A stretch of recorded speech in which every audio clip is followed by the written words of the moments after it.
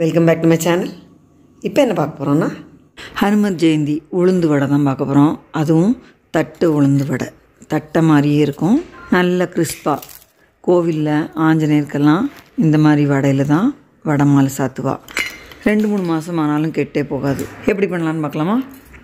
தட்டை உளுந்து வடை பண்ணுறதுக்கு உருட்டு உளுத்தம் பருப்பு ஒரு சின்ன டம்ளரில் எடுத்துட்டுருக்கேன். இது கூட 1 டீஸ்பூன் பச்சரிசி சேர்த்து 2 தடவை நல்லா களைஞ்சிட்டு நல்ல தண்ணி விட்டு அரை மணி நேரம் ஊற விடலாம். அப்புறம் பார்க்கலாம். அரை மணி நேரம் ஊற வச்சாச்சு. இந்த பாருங்க நல்லா ஊறிருக்கு. இப்போது இந்த தண்ணியெல்லாம் ஒட்டை எடுத்துடணும். நான் அந்த ஃபில்டரில் போட்டு வடிய விட்டுருக்கேன். இது ஒரு அரை மணி நேரம் வடியட்டும். தண்ணியெல்லாம் நல்லா வடிஞ்சாச்சு. உளுந்தில் கொஞ்சம் கூட ஈரம் இல்லை. இதை இப்படியே மிக்சியில் சேர்த்து காரத்துக்கு 1 டீஸ்பூன் மிளகு, 3/4 டீஸ்பூன் ஜீரகம், கொஞ்சம் பெருங்காயப்பொடி, அதோட தேவையான உப்பு சேர்த்து தண்ணியே விடாமல் இதை அரைச்சின்னு வந்துடலாம். பாருங்கோ, அரைச்சின்னு வந்துட்டேன். கொஞ்சம் கூட தண்ணியே விடலை. இந்த மாதிரி நல்ல கெட்டியாக இருக்கும். இந்த மாவை வேறு ஒரு பவுலுக்கு ட்ரான்ஸ்ஃபர் பண்ணி இதில் 1 டீஸ்பூன் நெய் விட்டு நல்லா மிக்ஸ் பண்ணிக்கலாம். பாருங்கள் எவ்வளோ திக்காக இருக்குதுன்னு மாவு.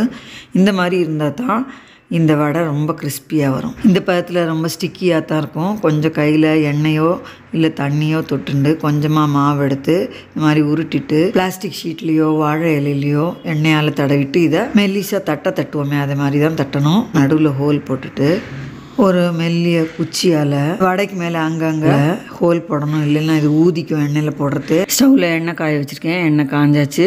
இப்போது இந்த வடையை மெதுவாக எடுத்துகிட்டு காஞ்ச எண்ணெயில் ட்ராப் பண்ணி மீடியம் ஃப்ளேமில் வச்சுட்டு பொரிச்சு எடுக்கணும். இது மேலே எழும்பி வந்ததுக்கப்புறம் திருப்பி விட்டு பொரிச்சிக்கலாம். அந்த வடை பொரியறதுக்குள்ளால் இன்னொன்று தட்டிக்கலாம்.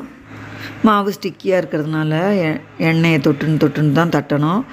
ஆஸ் யூஷுவல் ஹோல் போட்டுட்டு இந்த குச்சியால் இதில் ஹோல் போட்டு வடையாக தட்டிக்கணும். வடை வெந்தாச்சு. கொஞ்சம் கூடி இன்னும் வேகணும். இதை எடுத்துடலாம். இப்போ தட்டி வச்சுருந்த வடையை எண்ணெயில் போட்டுக்கிறேன். எண்ணெய் நல்லா காஞ்சதும் வடையை போட்டுட்டு சிம்மில் வைக்கணும். அப்போ தான் உள்ளேயும் வேகும். இந்த மாவையும் அதே மாதிரியே தட்டி எடுத்துக்கலாம். இப்போ 3 வடை தட்டிட்டு வெந்து எடுத்துருக்கேன். இதை டபுள் ரோஸ்ட் பண்ணுறதுக்கு திரும்ப இந்த எண்ணெயிலேயே போடுறேன்.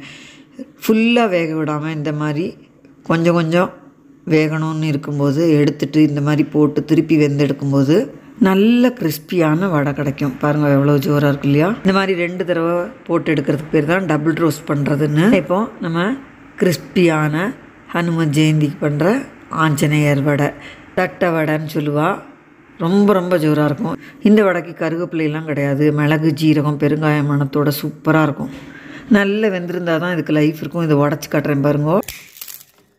எவ்வளோ ஜோராக ஒரே ப்ரெஸ்லேயே நொறுங்கி உடையிறது பாருங்கோ. நல்ல கரகரன்னு சூப்பராக இருக்குது. இந்த மாதிரி தட்டை வடையாக பண்ணி தான் இதை நூலில் கோத்து வடை மாலையாக போடுறது வழக்கம்.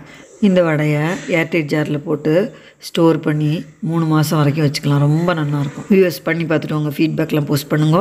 இந்த வீடியோ எல்லாருக்கும் யூஸ்ஃபுல்லாக இருக்கும்னு நினைக்கிறேன். நம்ம அடுத்த வீடியோவில் பார்க்கலாம்.